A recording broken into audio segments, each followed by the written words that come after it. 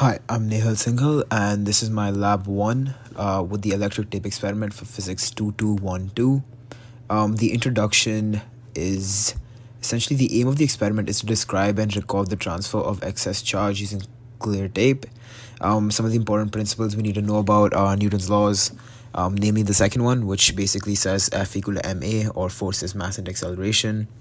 And the third law, which says that for every action, there's an equal and opposite reaction.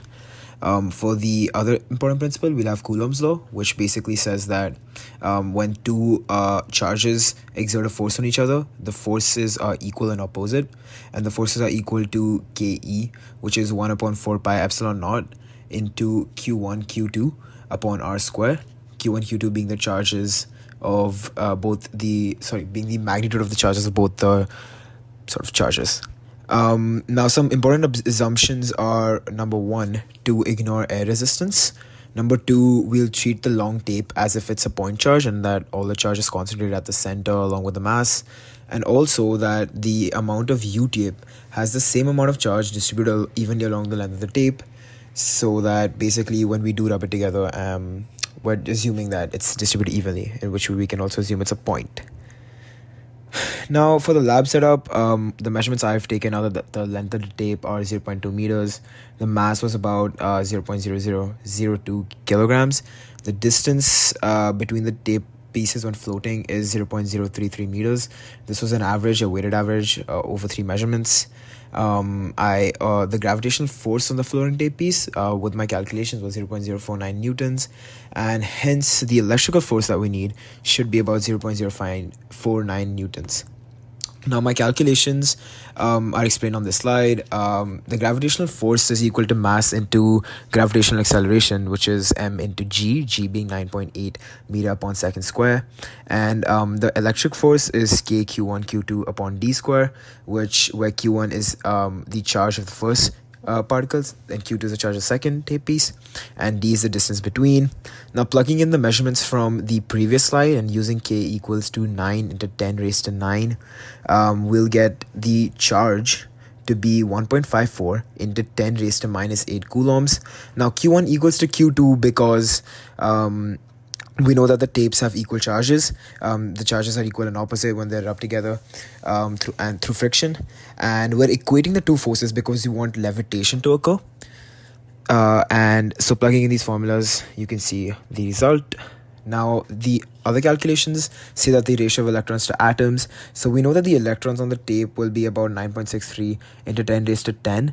Electrons on the tape, will divide the actual charge which you got in the previous slide by the charge per electron to get 9.63 into 10 raised to 10. The atoms on tape will be the area of the atoms. So that was the measurement given, 10 raised to minus 10 the square of that, the area of the tape, and then dividing that with each other. And then the ratio should be 9.63 into 10 raised to 10 divided by 4 into 10 raised to 17. So we get about the ratio that's given here, which is 2.4 into 10 raised to minus 7 to 1 atom. Now, for my GlowScript code, I've initialized all the constants, taken two particles to represent each tape piece, and given an initial vector. I've also given a direction for gravity and electricity, which is the opposite directions, which are represented by opposite arrows, which you can see if you run the code. Now, once you initialize it, you'll get the magnitude. I've given a formula to calculate the electric field and calculate the gravitational force on the tape as well.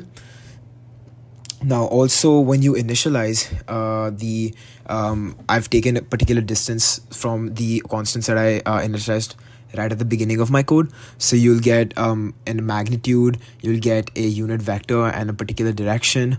And then what I'm doing that is I'm essentially using a loop, which every 30 milliseconds will sort of move the position of one of them, and there'll be a resultant force, and then the electric force will constantly try and balance that, and then we get a result which shows that the gravitational force and the electric force are equal and gives us a particular distance between them. Now, some discussion points were that what if electrons had positive charge and protons had negative charge? What would change? Well, nothing would change because mass is retained and opposite charges would still attract and similar charges would still repel. So we'd pretty much see the same thing. Now, the second thing was, why is it important to handle the charged tapes as little as possible? What happens when the charged tapes come into contact with your hands or other objects? Now, electric charges spread quickly. So, if our hands were neutral and a charged object came into touch with us, the negative charges would come into us, or even positive, and the charges would just spread across and dissipate into our body and the environment. So, there'd be a loss and we'd get different results. Thank you.